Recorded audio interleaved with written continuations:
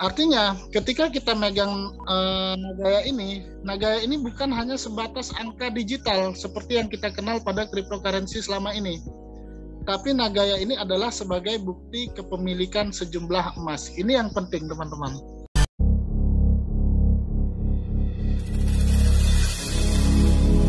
Yang pertama saya akan undang Mas Alfian. Mas Alfian, ada bersama kita? Mas Alfian, boleh tolong? Yes. Oke, silahkan Mas Alfian, boleh di-sharing dari mana, terus di awal bertemu Nagaya bagaimana, dan sekarang kenapa yang dipilih Nagaya, Pak, kepada teman-teman kita di sini? Oke, sudah cukup jelas Mas Dani? Oke, terima kasih sebelumnya saya ucapkan kepada Mas Dani ya, selaku tim dari manajemen Nagaya Technologies, untuk memberikan kesempatan saya memberikan testimoni pada pagi hari ini. Dan untuk teman-teman juga yang mahasiswa Stikers 17, saya ucapkan selamat ya, sudah mendapatkan seminar edukasi tentang bagaimana kita mengenal dunia digital ya, atau aset digital. Oke, baik, mungkin saya langsung sharing aja Mas Dani untuk kenapa sih alasan saya memilih Nagaya sebagai aset ya. Tentu kita sudah, mungkin sebagian tadi dari teman-teman ada yang sharing, ada yang sudah mengenal itu Bitcoin, ada yang sudah mengenal kripto-kripto lain. Nah, sama halnya seperti saya, dan ada juga yang belum. Jadi saya mengenal dunia digital atau dunia cryptocurrency itu mungkin sekitar tahun 2016 ya. Tapi saya masih belum terlalu paham bagaimana sih sebenarnya cryptocurrency itu. Nah, kemudian semakin kesini saya semakin mempelajari. Walaupun saya juga bukan orang yang paham benar tentang dunia kripto, di tahun sekitar 2017-an, saya biasa juga ikut-ikut bisnis yang penawaran tentang cryptocurrency ya. Tapi ya itu tadi, kembali ke beberapa di awal tadi yang disampaikan Mas Dani, bahwasanya ternyata banyak akhirnya kripto tadi yang kehilangan nilai atau bahkan berujung scam ya. Nah, dan saya juga sebenarnya di tahun 2017 itu bukan artinya saya juga ada membeli beberapa aset, contoh kayak Bitcoin dan sebagainya. Tapi ya itu tadi, melihat tingkat volatilitas yang sangat tinggi, ya kan, sehingga itu membuat kita menjadi khawatir. Ketika saya ingin menyimpan aset ini tadi untuk dalam waktu lama, apakah aset ini nanti akan dia cenderung naik atau justru turun? Nah, jadi di situ muncul kekhawatiran ketika aset tersebut, contoh kayak Bitcoin ya, kalau kita beli di 2017, kita simpan, waktu itu mungkin dia naik ya, tapi pas naik kita sudah berpikir sebaliknya, jangan-jangan besok lusa turun. Akhirnya apa yang terjadi? Saya mau tidak mau menjual karena ketakutan ya, kekhawatiran. Nah, ternyata aset ini tadi kalau kita simpan benar-benar bisa sampai 900 juta, terbukti di tahun 2021. Tapi apa yang terjadi kalau kita mau beli aset ini saat ini gitu ya, dengan nilai yang 900 juta? Tentu sudah mikirnya mungkin bukan sekali lipat, dua kali lipat, tapi ribuan kali lipat ya. Karena apa? Karena kalau kita beli saat ini, bisa saja besok pagi atau lusa harinya sudah turun nilainya, mungkin 10-an persen.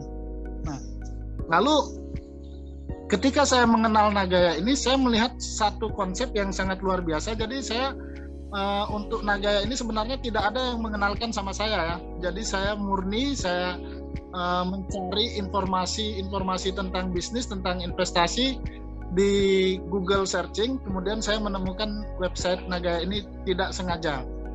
Lalu saya telusuri, saya cari informasi yang banyak tentang Nagaya, termasuk video-video YouTube-nya. Lalu saya korelasikan dengan berbagai jenis aset yang ada di market saat ini.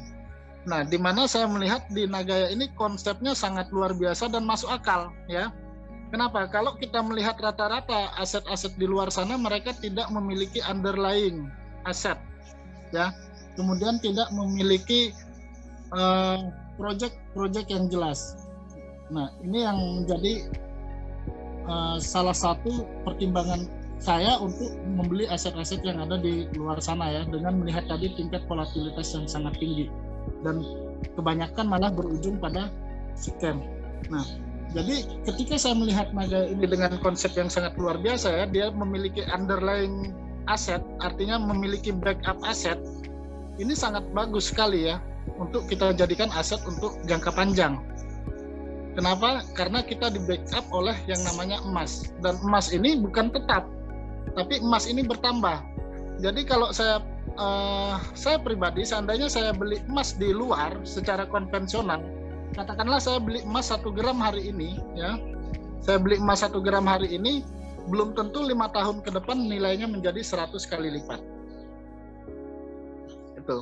Nah, dengan konsep Nagaya, saya cukup beli koin satu kali aja sehari ini. Misalkan saya beli 1 koin ini akan nambah terus jumlah emasnya. Nah, kemudian kalau kita melihat lagi tadi ya, dengan sifat daripada cryptocurrency atau crypto aset ini, dia memiliki supply yang terbatas. Artinya semakin sedikit persediaan, otomatis nilai aset ini akan menjadi naik ya. Sama halnya seperti emas. Nah, cuman di cryptocurrency ini yaitu tadi, kalau kita melihat sejarah Bitcoin, dia bisa mencapai hingga ratusan kali lipat. Nah, itu yang pertama. Jadi Nagaya ini di backup oleh emas dan emasnya bertambah terus. Ini sangat masuk akal. Karena apa? Kalau emasnya nambah saja tapi Nagaya tidak punya project juga tidak masuk akal ya. Nah, benar ya teman-teman ya. Jadi kalau misalkan Nagaya nggak punya project, nggak ada yang dijalankan, tapi emasnya bisa nambah, dari mana nambahnya kan gitu. Ini kan perlu dipertanyakan seperti itu ya. Tapi karena Nagaya ini menjalankan project-project real, sehingga dia dari keuntungan project tadi bisa menambahkan cadangan emasnya. Tentu kita yang berinvestasi memegang koin Nagaya ini sangat dinyamankan. Kenapa? Karena ada pelindung nilai dari aset kita tersebut. Sehingga kalau rata-rata tadi nilai aset itu bisa menjadi 0, di Nagaya kita tidak akan sampai 0 nilainya ya. Atau bahkan sampai tidak laku sama sekali. Artinya kalau kita mau lihat likuiditas daripada emas tentu likuiditasnya sangat tinggi ya. Nah, kemudian dari segi perusahaan, jadi kita tahu banyak cryptocurrency di luar sana itu tidak memiliki perusahaan yang jelas, legalitas yang jelas ya. Kemudian tidak ada manajemen transparansi yang jelas. Dan yang paling penting adalah manajemen resikonya. Nah, di Nagaya ini kita semuanya ada ya. Company-nya jelas, legalitasnya jelas, transparansinya jelas. Jadi siapapun teman-teman yang hari ini membeli koin Nagaya, teman-teman ingin membuktikan benar enggak Nagaya ini memiliki project, teman-teman ingin membuktikan benar enggak Nagaya ini punya cadangan emas, silahkan, bisa dibuktikan ya. Jadi kalau kita bicara aset kan tentu kita kalau ada sesuatu yang orang lain bilang itu nggak benar, ternyata secara bukti itu benar, berarti orang itu kan bisa digugurkan ya secara pengakuannya. Tapi kalau aset-aset lain bagaimana? Nah, artinya ketika kita megang Nagaya ini bukan hanya sebatas angka digital seperti yang kita kenal pada cryptocurrency selama ini. Tapi Nagaya ini adalah sebagai bukti kepemilikan sejumlah emas. Ini yang penting teman-teman. Ya, jadi ketika kita pengen punya aset, kita pengen beli aset, ini sebagai apa aset kita? Apakah hanya sebagai angka digital yang mengandalkan nanti kepercayaan masyarakat untuk berjual beli saja atau bertransaksi, atau memang aset ini mempunyai fisiknya yang bisa kita jadikan sebagai garansinya kita, bukti kita. Jadi kalau teman-teman beli saham misalkan, teman-teman mungkin sebagai pemilik dari sebuah perusahaan kalau teman-teman punya sahamnya banyak kan gitu, artinya bisa mengambil keputusan terhadap perusahaan. Nah, tapi di Nagaya kita adalah memiliki sejumlah emas, hak emas, yang artinya ketika kita pegang Nagaya nanti suatu saat seperti yang disampaikan tadi dalam presentasi, kita mau kembalikan Nagaya kita silahkan. Tapi kalau di market ternyata Nagaya ini lebih tinggi daripada nilai emas, jumlah emas yang terkandung di dalam Nagaya, saya yakin nggak ada yang ingin mengembalikan Nagayanya ya. Mungkin itu Mas Dani ya untuk sharing kita. Jadi harapan saya gini, teman-teman yang mungkin di mahasiswa Stikes ya. Jadi kita sama-sama belajar tentang dunia digital, aset digital, kemudian peluang-peluang bisnis digital ya. Karena sangat berpotensi luar biasa.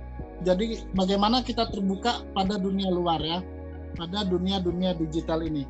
Dan harapan saya setelah teman-teman melihat tadi presentasi dari Nagaya ini, bagaimana potensi dari Nagaya ini, silahkan teman-teman buat keputusan.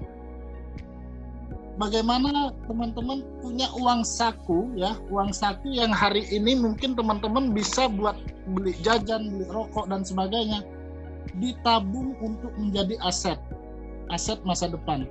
Jujur ya, saya tahun 2020 saya di PHK dari tempat kerja saya. Kalau saya seorang yang tidak berani mengambil satu keputusan untuk berinvestasi, mungkin saya tidak akan membeli Nagaya. Tapi kenapa? Karena saya melihat konsep dari Nagaya ini sangat luar biasa. Kemudian untuk jangka panjang juga, saya akhirnya memutuskan untuk membeli Nagaya saat ini. Jadi saya sudah tidak bekerja lagi di perusahaan, tapi saya juga bingung. Kalau saya tidak bekerja, saya menjalankan usaha-usaha konvensional saja seperti kita tahu sekarang ya. Kalau usaha konvensional, bayangkan di masa pandemi saat ini. Tapi dengan adanya kita mengenal dunia digital, ternyata banyak sekali orang yang sebenarnya bisa menghasilkan income dari dunia digital, dari aset-aset digital. Terlepas daripada resikonya tadi ya. Kalau resikonya ya kita sudah tahu, berarti kita yang salah memilih. Ya. Nah, mudah-mudahan dengan adanya Nagaya ini teman-teman menjadi lebih paham, lebih terbuka wawasannya, lebih terbuka pola pikirnya, sehingga teman-teman bisa memulai berinvestasi walaupun teman-teman masih dalam dunia pendidikan. Mungkin itu Mas Dani sharing saya hari ini. Semangat pagi, salam sejahtera untuk kita semua. Sukses terus Nagaya, go Exchanger.